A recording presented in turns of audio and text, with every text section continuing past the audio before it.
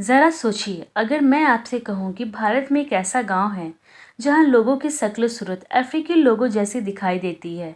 एक ऐसा गांव जो आज भी बिना दरवाजे वाले घरों की अनोखी परंपरा के लिए पूरी दुनिया में जाना जाता है। एक ऐसा गांव जहां जुड़वा बच्चों का जन्म इतना ज़्यादा होता है कि वैज्ञानिक भी आज तक एक निश्चित कारण नहीं बता पाए। एक ऐसा गांव जहां एक ही घर का एक कमरा भारत में है और दूसरा म्यांमार में। और एक ऐसा गांव जहां आज भी लोग एक ऐसी भाषा में रोज़मर्रा की बातें करते हैं जिसे ज़्यादातर लोग सिर्फ स्कूल की किताबों में पढ़ते हैं। आज हम आपको भारत के 5 सबसे रहस्यमयी और अनोखे गांवों की सैर पर ले चलेंगे। जब भी भारत की बात होती है तो हमारे दिमाग में मंदिर, किले, पहाड़ और नदियां आती है। लेकिन इन्हीं सब के बीच कुछ ऐसे गांव भी हैं जो अपनी खूबसूरती की वजह से नहीं, बल्कि अपनी अनोखी पहचान और रहस्यमय कहानियों की वजह से पूरी दुनिया में जाने जाते हैं। तो आइए बिना समय गंवाए चलते हैं भारत के पहले अनोखे गांव की ओर। सोचिए, आप गुजरात के एक छोटे से गांव में पहुंचते हैं। चारों तरफ सब कुछ बिल्कुल भारतीय लगता है।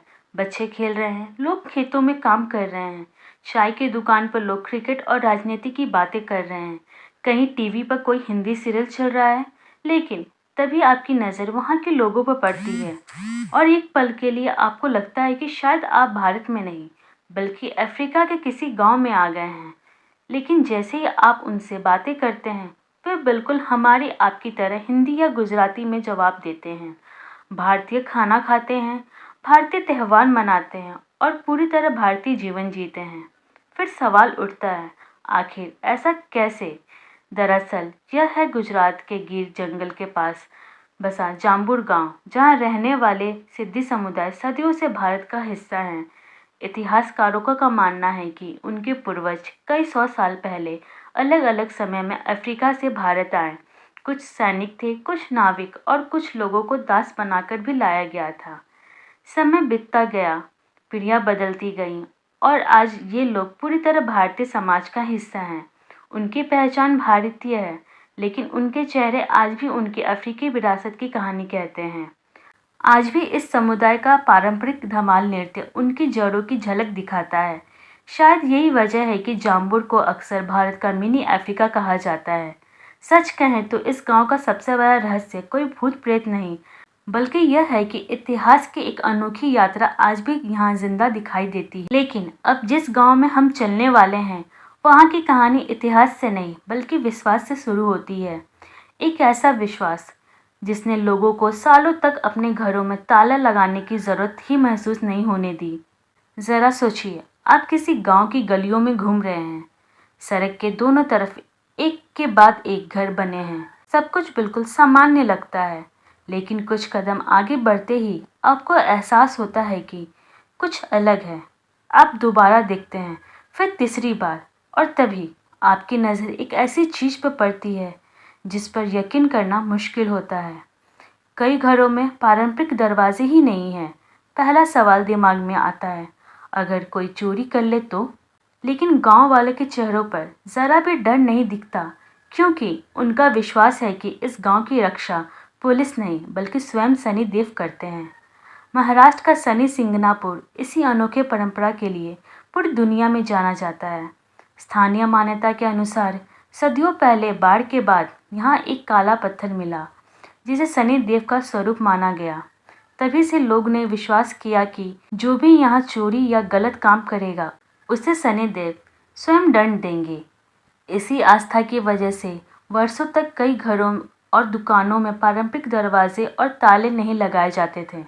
हालांकि समय के साथ साथ ज़रूरत बदलती गई। आज कई घरों में दरवाजे और ताले भी हैं और कुछ चोरी की घटना भी सामने आई हैं, लेकिन इससे इस गांव की पहचान नहीं बदली। आज भी देश विदेश से लाखों लोग यहाँ सिर्फ एक अनोखी परंपरा और शनि देव में लोगों की अटूट आस्था को देखने आते हैं। अब हम जिस गांव में जा रहे हैं, वहाँ का रहस्य इंसानों से जुड़ा है।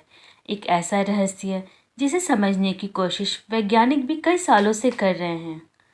जरा कल्पना कीजिए, सुबह का समय है, स्कूल की घंटी बजती है और जैसे ही बच्चे बाहर निकलते हैं, आपको कुछ अजीब सा महसूस होता है। आप एक बच्चे को देखते हैं, फिर बिल्कुल वैसा ही दूसरा बच्चा। थोड़ा आगे बढ़ते हैं, फिर एक जैसी शक्ल वाले दो बच्चे।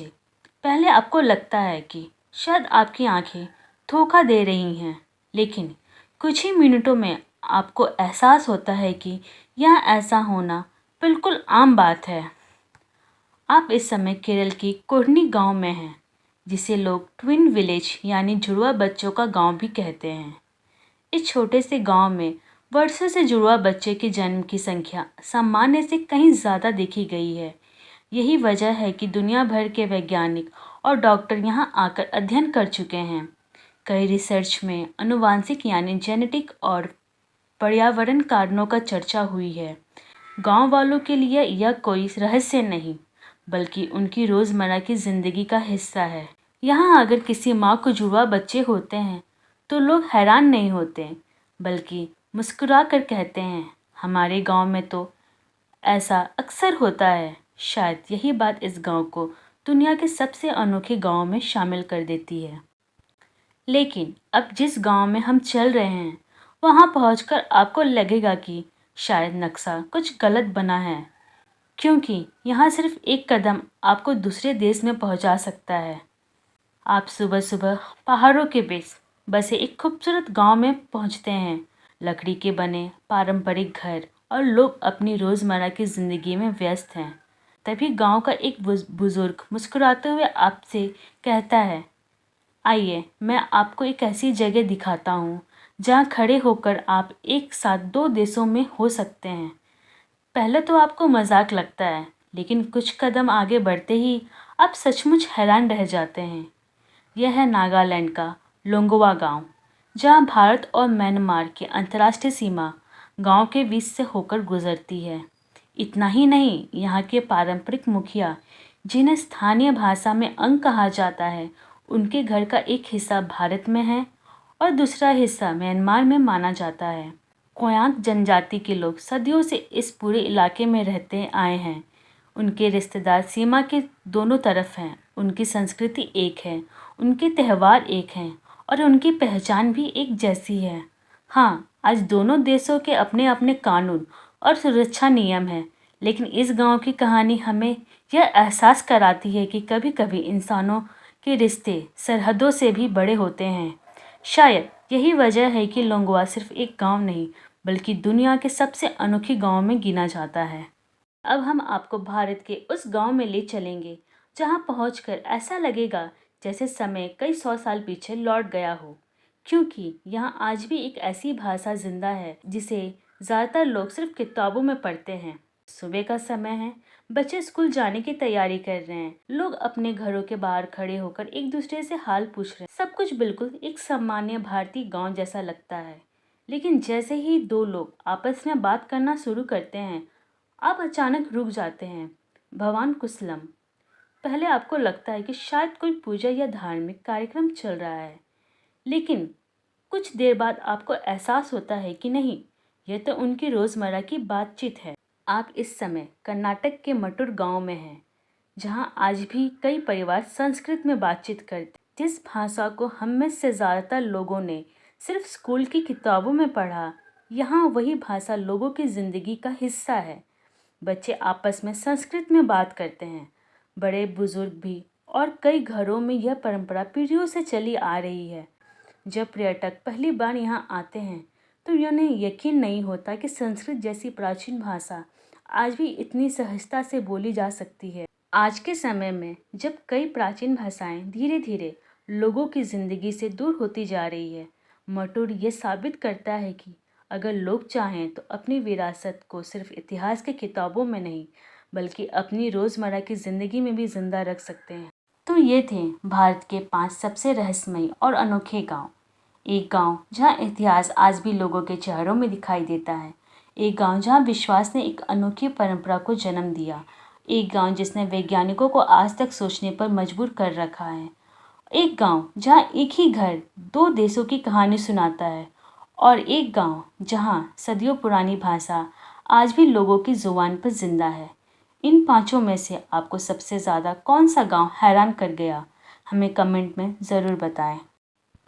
और अगर आपको भारत के ऐसे अनसुलझे रहस्य, इतिहास और अनोखी कहानियाँ पसंद है, तो डिस्कवर विद पूजा के साथ बने रहिए। तो वीडियो को लाइक कीजिए, चैनल को सब्सक्राइब कीजिए, क्योंकि अगली बार हम आपको भारत की एक ऐसी जगह पर ले चलेंगे जिसके बारे में शायद आपने आज तक कभी नहीं सुना होगा। मैं आपसे मिलूंगी एक और नई रहस्यमयी कहानी के साथ। तब तक के लिए नमस्कार।